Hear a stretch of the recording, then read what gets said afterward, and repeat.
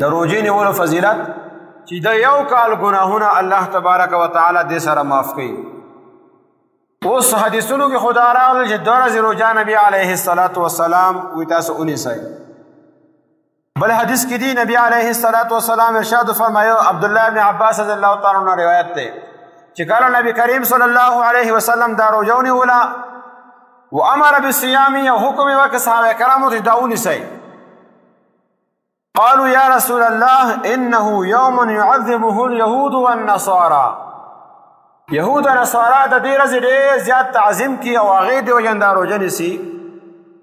فقال رسول الله صلی الله علیه وسلم، نو نبی علیه السلام ارشاد فرمایو فاذا كان العام المقبل ان شاء الله صمنا يوم التاسع، آینده کال به موږ دې سره د 9مې ورځې روژه ونیسو، یعنې 9 د محرم میاشتې او د تاریخ او 10 2 ورځې روژه به نیسو. صحابي فرمایي فلم یأت اليوم عام المقبل، آینده کال لا راغلی نو چې محرم پسې په سفر میاشتې لاړه او ربیع الاول کې نبی علیه السلام دنیا تشریف وړو. آینده کال بیا صحابه کرامو په دغه طریقې باندې روژه نیوله چې 2 روژې به یې نیولې، یو 9مه 10مه یا 10مه او 11مه. اوس علما دا فرمایي که ښه خو دا ده چې سړی 2 ورځې روژه ونیسي، لیکن که یو کس داسې دی چې هغه نه 2 ورځې نه نیولی کېږي نو هغه صرف د 10م تاریخ روژه هم نیولی شي. او که دو یوه روژه ونیوله نو یهودو سره مشابهت هغه نشته دی، ځکه چې پوره دنیا کې دې ټیم کې په یهودیانو کې هېڅوک هم دا روژه نه نیسي، عیسایان دا روژه نه نیسي. د هغې د وجې نه که چا یوه نیوله هغو به یوه نیوله، هغو سره مشابهت و، مشابهت د وجې نه دوه ونیسئ چې هغو نه مخالفت وشي، ځکه چې نبی کریم صلی الله علیه وسلم په هر عمل کې یهود او نصاراو نه مخالفت کړی دی، نو په دې عمل کې هم مخالفت کوو. اوس هغو روژه نه نیسي، لهذا که چا یوه ونیوله او بیا هم د هغو نه مخالفت دی، لهذا بیا هم ورته هغه ثواب میلاو شي او بیا به هم دی هغو سره مشابهت کې اختیارولو والا هغه نه وي. نو که چا نه نیولی کېږي 2 ورځې روژه ونیسئ، 8مې او د زیارت په ورځې باندې، او که نه نیولی کېږي دوه، نو یوه ونیسئ صرف د زیارت په ورځې باندې، یا 8م او زیارت یا زیارت او جمعه. آینده چې کوم را روان دی 19 تاریخ باندې د زیارت ورځ، دا به د عاشورې ورځ راځي، په دې ورځې باندې دا عمل د سنت دی روژه نیول. او دا نبی علیه السلام څنګه شروع کړې وه؟ کله چې نبی کریم صلی الله علیه وسلم مدینې منورې تشریف راوړو فوجد اليهود صیاما یوم عاشورا، نو ویې لیدل حالات وکتل نو یهودیان د عاشورې ورځې باندې روژه نیسي. فقال لهم رسول الله صلی الله علیه وسلم، نبی علیه السلام ترنه تپوس وکړو ما هذا اليوم الذي تصومونه، دا تاسو په دې ورځې باندې روژه چې نیسئ دا کومه ورځ ده، ولې نیسئ؟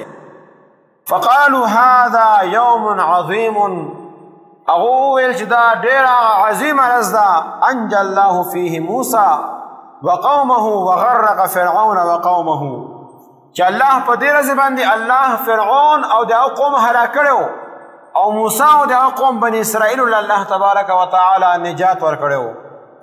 الله تبارک وتعالی موسی علیه السلام له نبوت ورکړو او بیا یې ورسره هغه دعا وکړه چې ربه زما خو لږ ژبې کې لغنت دی، دا لغنت لرې کې زما سینه کولاوه کې چې خلقو ته زما خبره سمجھ کې راشي، زما یو وزیر ملګری مال راکې، زما ورور هغه پیغمبري ورکې. الله وی قد اوتیت سؤلک یا موسی، موسی ټولې دعاګانې ستا قبول شي، تا ته میلاو شدله. اوس لاړ شه. نو دی چې کله واپس راغی موسی علیه السلام مدین نه مصر ته واپس راغی، لارې کې هارون علیه السلام د الله تبارک وتعالی په حکم سره استقبال له وتلی و.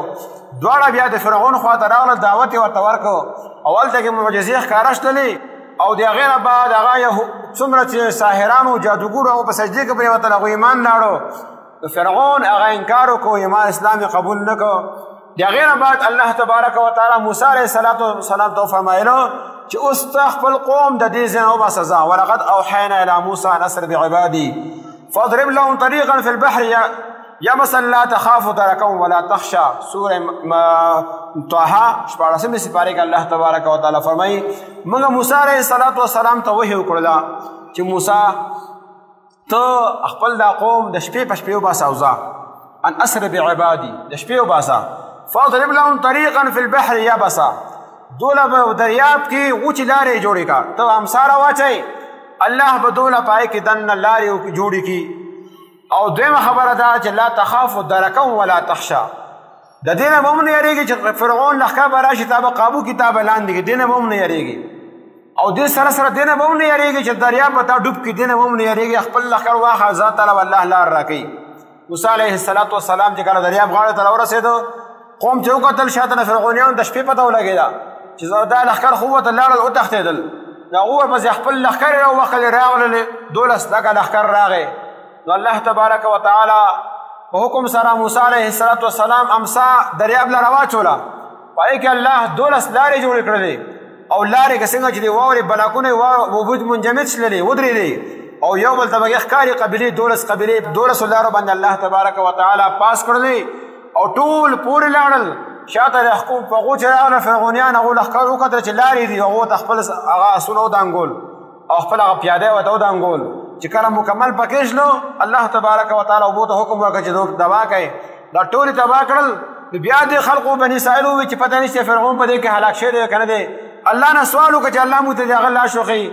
الله تبارک وتعالی نه موسی علیه السلام سوال وکړو او الله تبارک وتعالی د هغه لاش څرګند کړو او هغه لاش نن هم د مصر په عجایبګر کې هغه پروت دی او نمونه عبرت چې کوم دی هغه کس چې هغه دعوه کوله دنیا کې انا ربکم الاعلی د هغه لاش پروت دی مثالو سره د هغې حفاظت کېږي. دا الله تبارک وتعالی والا لاش ورته ښکاره کړو دوی ته وښیي. نو دا هغه ورځ وه چې او دا د محرم میاشت وه او د دې 10 تاریخ و. الله تبارک وتعالی موسی علیه السلام له د قوم نه نجات ورکړو او فرعون د قوم هغه هلاک کړو.